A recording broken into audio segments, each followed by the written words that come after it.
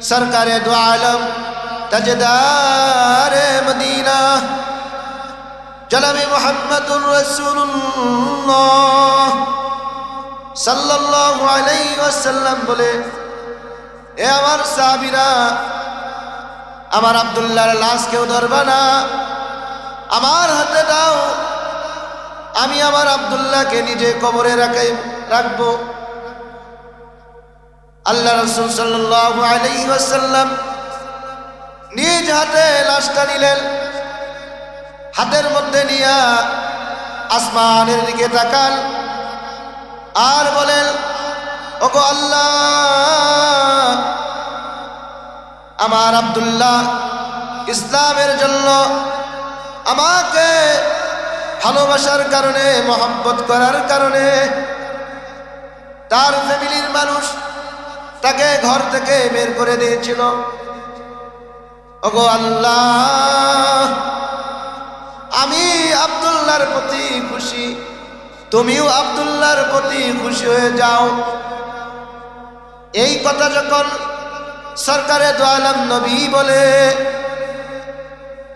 কবরের পাশে সকল সাহাবীরা কান্না করতে লাগলো আর বলতে লাগলো, হে আব্দুল্লাহ, আজকের এই লাশটা যদি তোমার না হইয়া আমার হইতো, তাহলে আমার ভাগ্য কতই ভালো হইতো।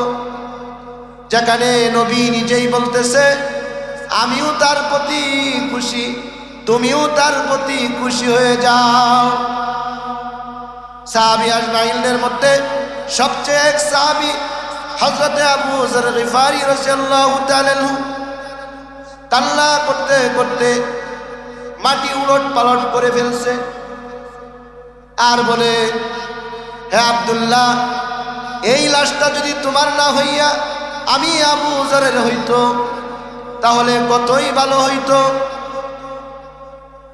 হযরত আবু যর গিফারি রাদিয়াল্লাহু তাআলা আনহু ওই দিল থেকে আর ঘর সংসার করলো না, আল্লাহকে পাওয়ার জন্য, নবীকে পাওয়ার জন্য পাগল পারা হয়ে ঘুরতে ঘুরতে তার জীবন শেষ করে দিয়েছে। এমনকি হযরতে আবু যর গিফারি রাদিয়াল্লাহু তাআলা আনহু নবীর খেদমত করতে করতে জীবনে সংসারও করেন নাই, একটা ঘরও নির্মাণ করতে পারে নাই। হযরতে আবু যর খিদমত খায়রুল बशर जिंदगी भर ना बनाया अपना घर। हजरत अबू जर गिफारी रज़ियल्लाहु ताआला अन्हु नबीर मोहब्बते, दीनेर मोहब्बते सारा जीवन काटिয়ে দিয়েছেন, এমনকি থাকার জন্য একটা ঘরও নির্মাণ করতে পারেন নাই। এই ছিল সাহাবী আজমাইনদের জীবন, এই ছিল তাদের ইসলাম। আর আপনি আমার ইসলাম, আপনি আমি কেমন মুসলমান আর তারা কেমন মুসলমান ছিল। তাদের জীবন এমন স্বর্ণের জীবন বানাইছিল